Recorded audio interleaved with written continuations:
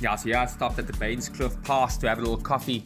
I was making my way up to the Cederberg solo to meet up with Lance and his friend. So that's a really beautiful pass, the Banescliff Mountain Pass. I had to fill up my bladder. It's a 6 liter because in those areas we were riding, there's very little options for fuel. Pretty much no options. You gotta fill up. Now this is a little route that goes through to connect to the Cederberg. It's a little biker-friendly route.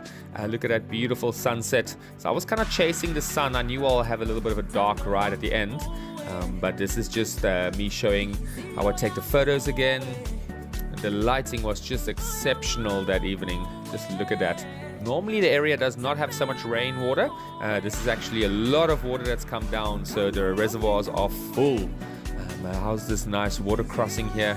So glassy. You've got the mountains and the trees and the sunset reflection. So pretty. It was about shin deep, so not too deep. But entering it, you couldn't tell the depth of it. Really nice. So much water, more than you think. Now this connects you to the Cederberg.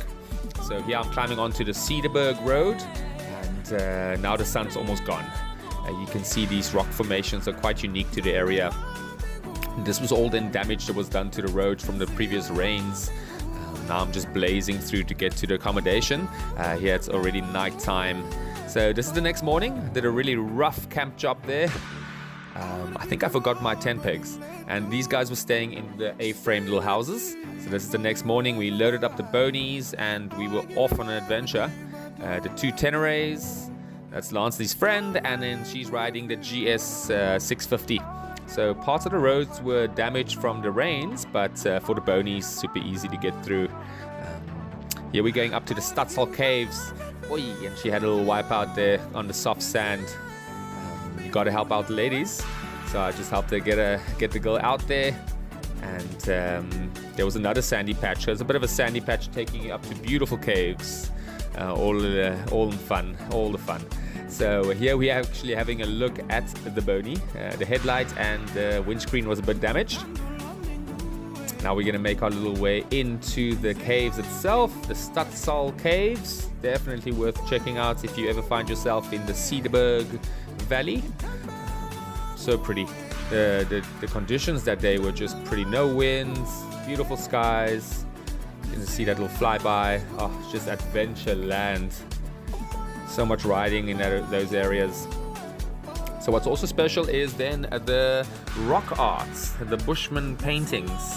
Now this one here is over 1,000 years old, they say, and it depicts elephants with like a shamanic ritual. So it's not a hunt. It's almost like an elephant ritual for rain, I would say. Now this is the entry of the Uitspankraal 4x4 track. Went past a Subaru. This was quite a deep patch, and the Subaru got stuck. So the local car couldn't get him out. Quite a poor rope there. Here I was heading into the Uitspankraal Waterfall. That's a 2-spoor that brings you into it. Nice little view over the gorge. And it's quite a special waterfall, you'll see. Look at that, beautiful. And here's another little flyover. Now it's easy to get there with the bonies, but with the cars it's a little bit of a tight 2-spoor. A lot of bushes that can scrape your car. Here's a nice little pass coming down after the waterfall. Yeah, so pretty, what a day we had there.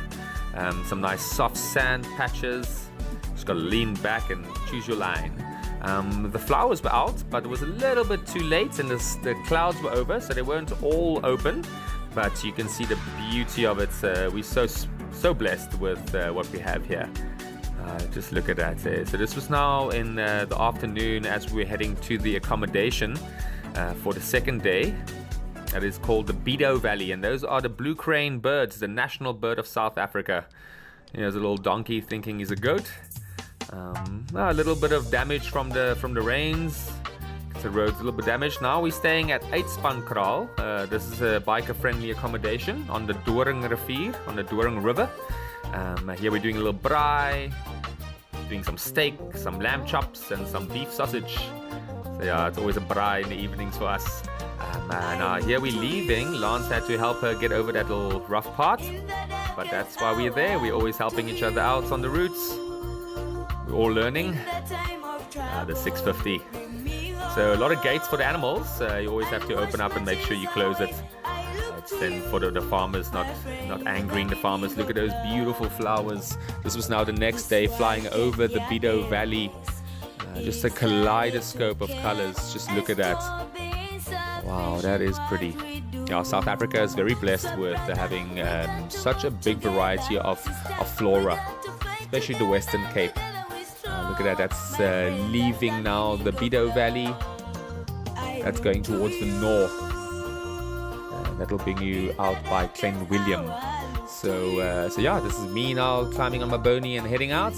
And yeah, what a special thing, what a special place. The time of the year. Oh, thanks guys. Thanks for watching.